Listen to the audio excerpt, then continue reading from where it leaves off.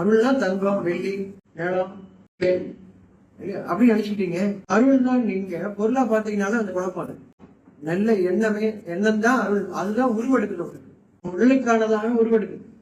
நீங்க உடலுக்கானதை மட்டும் பிடிச்சிக்கிறீங்க, உள்ளத்துக்கானதை விட்டுட்டீங்க. உள்ளத்துக்கானதை விட்டுட்டு உடலுக்கானதை மட்டும் நீங்க எடுக்கும் போது அதை இப்ப நடக்கும். அதான் உங்களுக்கு வேதனை கொடுக்கும். உள்ளத்துல இருக்கிறத உங்களால யாரும் பிரிச்செடுக்க முடியாது, உங்களை எடுத்து பிடிக்க முடியாது.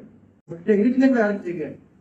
ஆனா நீங்க உருவம் மாற்றும் போது இப்பதான் நீங்க கவலைப்படுறீங்க, துக்கப்படுறீங்க, கோவப்படுறீங்க, ஆத்திரப்படுறீங்க, போராடப்படுறீங்க, குழப்பத்தை உண்டாகிக்கிறீங்கன்னா மறைவானவற்றின் மீது அவர் நம்பிக்கை கொள்வார்கள் சொல்றான். யாரு நம்பிக்கை கொண்டவர்கள் மறைவானவற்றின் மீது நம்பிக்கை கொள்வார்கள், நம்பிக்கை ஏற்றவர்கள் வெளிப்படையானதன் மீது நம்பிக்கை கொள்வார்கள்.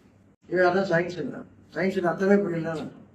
அறிவியல் சொல்றது அர்த்தம் புரியாத சொல்லிக்கலாம். நல்லதை கெட்டதாக மாத்துறாங்க உருவமாக்கும் போது. இதை சாப்பிட்டா நீ மயங்கிருவேன்னு தெரியும், இதை ஒன்றை கொடுத்துட்டு உனக்கு என்ன நடக்குன்னு தெரியாத மாதிரி ஆக்கிட்டு இப்ப என்னவும் செய்யறது சொல்லிங்க. உங்க அறிவு எங்க கொண்டு போயிருக்காரு? வெளிப்படையாக நீங்கள் பார்ப்பதன் காரணமாக அது அறிவுன்னு சொல்றீங்க. அறிவு என்பது ஒன்றை அறிந்து அதில் உள்ள கேடுகளை நீக்கி நன்மையை ஏற்றுக்கொள்வது அறிவு. நீங்க என்ன சொல்லுங்க? நீங்க உடலாக பாக்குறீங்க, மனசை பார்க்கல. அதை உங்களால் மறைக்கவே முடியாது. உடம்ப நீங்க மறைக்கலாம், மண்ணுக்குள் போட்டு புதைக்கவும் செய்யலாம், எரித்தும் விடலாம். அங்கே மனம் அதை அழிக்க முடியாது. அந்த மனதிற்கு அழிவில்லை, அது சாட்சி சொல்லும். உயிருடன் புதைக்கப்பட்டது எழுப்பப்படும் நாள் ஒன்று உண்டு, அறிந்து கொள்ளுங்கள். நீங்கள் எந்த ஒன்றையும் மறைத்து விடவில்லை. உண்மையை நீங்கள் மறைக்க முடியாதுங்கிற அர்த்தம் என்னன்னா, அவங்க மனசையும் உயிரையும் அழிக்கவே முடியும். உடலை தான் அழிக்கலாம், அது பொய்யானது. இந்த உடல் பொய்யானது, உயிர் தான் உண்மையானது. அதனால சொல்றேன் உண்மை அழிக்க முடியாதுன்னு சொல்றேன். இவன் பொய் சாட்சியை வெளியே கொண்டுதான் சொல்லிட்டு இருக்காங்க. அதுக்கு சம்மந்தமே புரியுதா?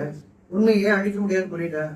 உண்மை மறைவானது, உங்கள் உயிர் மறைவானது, உங்களுடைய மனம் மறைவானது, அழியாது.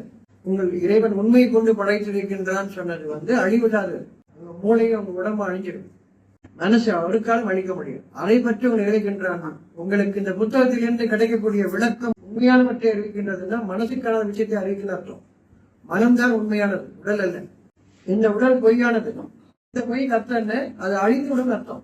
அழிந்து போகக்கூடியது பொய்ன்னு அர்த்தம். ஒருபோதும் அழியாது உங்களுடைய மனமும் உயிரும்.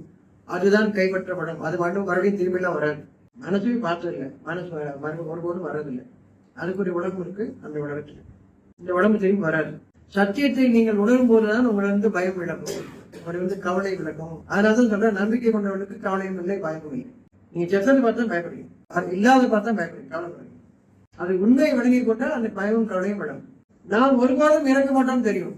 எவனும் ஒன்னாத்து அவனுக்கு என்றென்று வாழக்கூடிய வாழ்க்கையை உனக்கு நான் காட்டணுமானா எனக்கு தெரியுண்டா, நான் வாழ்ந்துட்டு இருக்கேன்னு சொல்ல தெரியும்.